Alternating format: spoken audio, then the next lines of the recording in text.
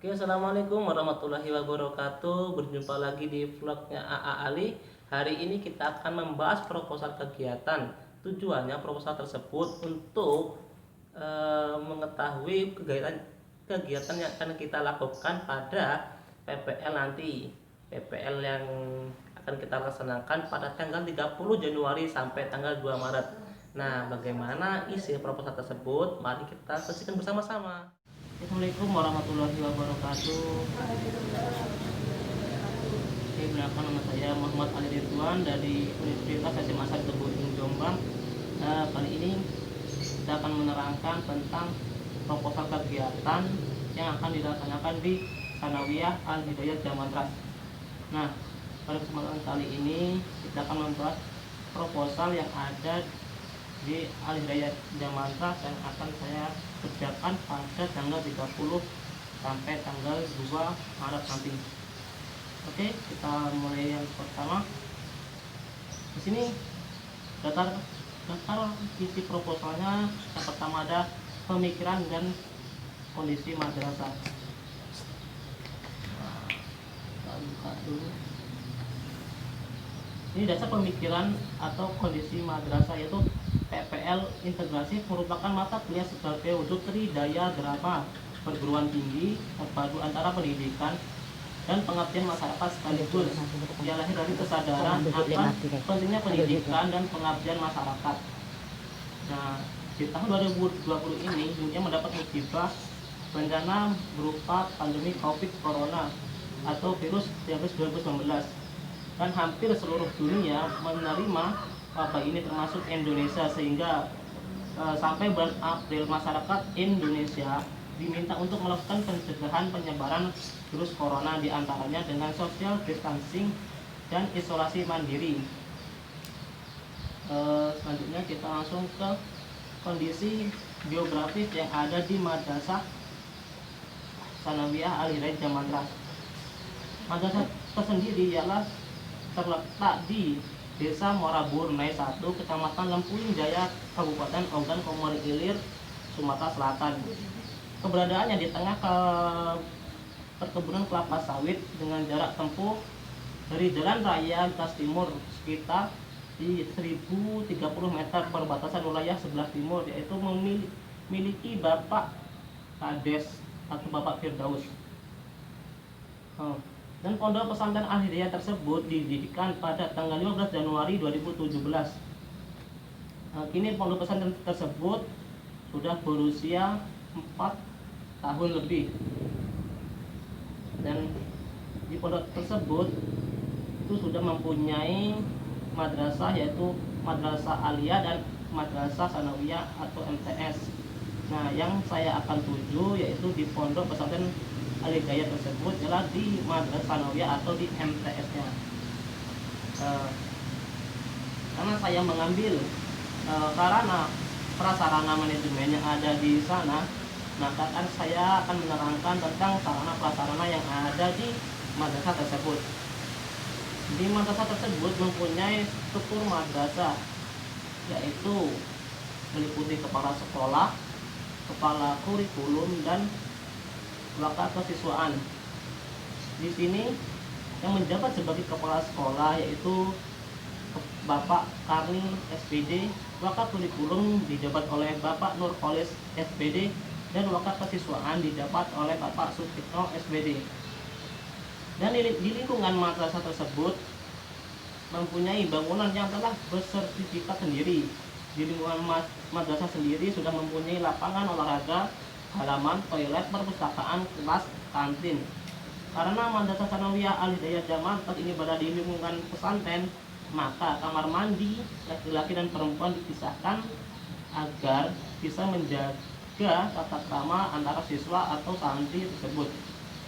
Di Madrasah Sanawiyah Al Hidayat Jamantras juga mempunyai ekstrakurikuler seperti pencaksilat, kaligrafi, dan menjahit. Tujuannya supaya peserta didik mempunyai keahlian ketika sudah pulang ke rumah masing-masing.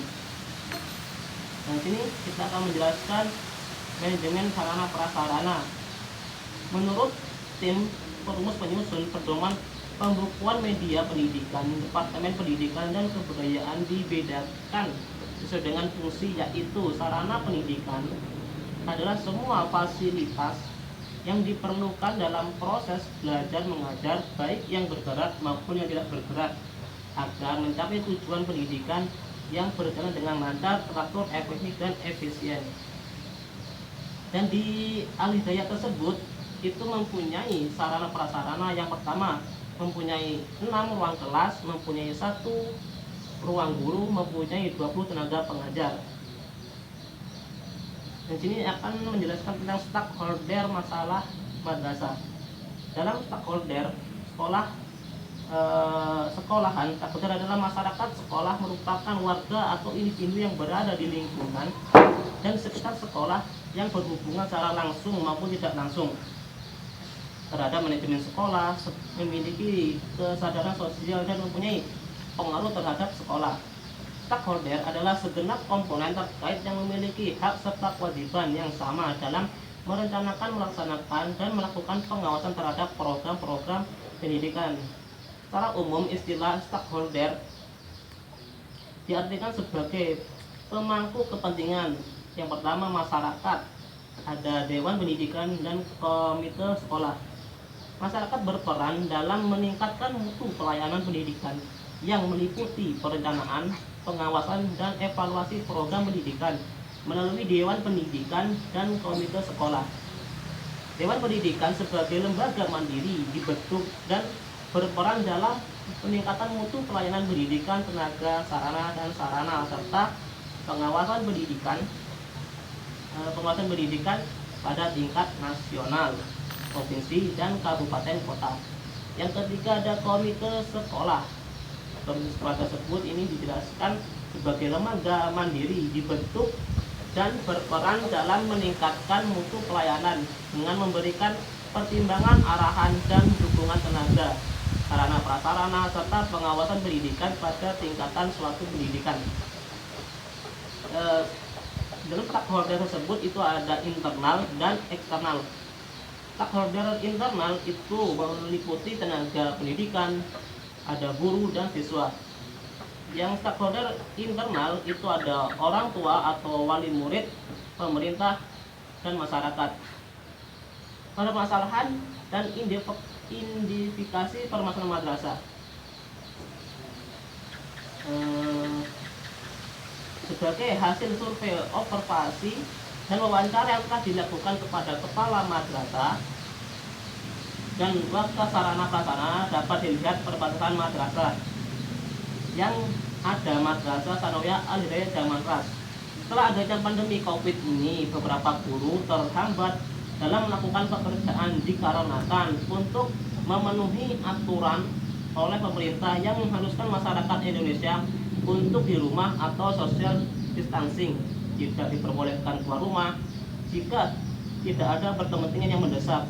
Berhubung madrasah atau sekolah tersebut hanya anak pondok saja, maka pembelajaran bisa dilakukan secara bertatap muka karena anak pondok saja yang sekolah bukan dari luar, sehingga bisa menjalankan pelajaran secara semestinya atau tanpa menggunakan HP. Nah, di sini program kerja yang akan saya laksanakan di Al-Hidayah Damanras. Yang pertama, membuat profil Madrasah Tsanawiyah Al-Hidayah, observasi lapangan terkait manajemen sarana prasarana madrasah.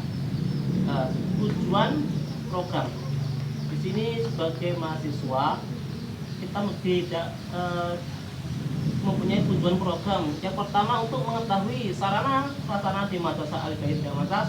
Yang kedua, untuk mengetahui perkembangan yang ada di Madrasah Al-Hidayah Damanras.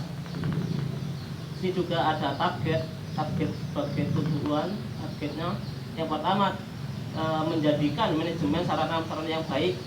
Yang kedua, terwujudnya lingkungan yang bersih, tersusunnya laporan hasil kegiatan pengelolaan sarana-sarana selama 1 tahun. Yang keempat, memperbaiki meja kursi yang sudah rusak. Yang kelima, evaluasi program kerja untuk tahun berikutnya. Diharapkan dengan adanya program kerja tersebut dapat menambah pengetahuan bagi seluruh pihak yang diajak untuk koordinasi dalam praktek lapangan integrasi DR atau dari rumah selama pandemi COVID-19. Nah, di sini pelaksanaan kegiatan. Ini ada pola koordinasi. Dalam mekanisme pelaksanaan program kerja diharuskan untuk melakukan koordinasi semaksimal mungkin dengan pihak-pihak terkait, terutama dengan madrasah. Berhubung sedang adanya COVID-19, koordinasi yang dilakukan melalui media WhatsApp ataupun media-media lainnya supaya bisa berhubungan tanpa bertemu langsung dengan yang diperlukan. Karena untuk memenuhi aturan pemerintah yang menganjurkan secara masyarakat untuk melakukan distancing, sebagai pengarah atau dewan DPL yaitu Bapak Asep Kurniawan, sebagai kepala madrasah yaitu Bapak Tarik SPD, sebagai pelaksana PPL yang nantinya akan saya kerjakan yaitu Muhammad Al-Ridwan. Pihak-pihak yang ikut serta dikarenakan pada tahun 2020 ini seluruh dunia sedang terjadi musibah yakni pandemi COVID-19, maka pihak-pihak yang diajak ikut serta dalam PPL integratif dari rumah ini melakukan koordinasi sebagai batas via WA, via online maupun via WhatsApp lainnya untuk mematuhi aturan pemerintah mengenai social distancing. Nah, di sini saya mempunyai jadwal kegiatan. Yang pertama, membuat video profil madrasah yaitu pada hari Senin tanggal 1 Februari 2021. Yang kedua, mempunyai kegiatan itu observasi lingkungan sekolah yang bertempatan pada hari Selasa tanggal 2 Februari. Yang ketiga, observasi identifikasi sarana prasarana yaitu pada hari Rabu tanggal 3 Februari. Yang keempat, observasi problematika sarana prasarana itu pada hari Kamis 4 Februari. Yang kelima, membuat video sarana prasarana pada madrasah itu pada 5 Februari. Selanjutnya ini ada Jumat calon pengesahan nanti yang akan diusahakan pada Bapak DPL atau Bapak Pengarahan Lembaga Perorangan dan Masyarakat. Judul kita memakai judul masa pandemi COVID integrasif atau sedang PPL yang memakai individu atau masih memakai sarana prasarana ini sebagai penunjang PPL kami. Sekian dari saya. Terima kasih atas waktunya. Saya akhiri. Wassalamualaikum warahmatullahi wabarakatuh. Oke, terima kasih telah menyaksikan video proposal presentasi yang saya sampaikan. Mungkin kurang lebihnya saya mohon maaf karena suara kurang jelas karena kita sedang presentasi itu sedang ada gerimis dan hujan.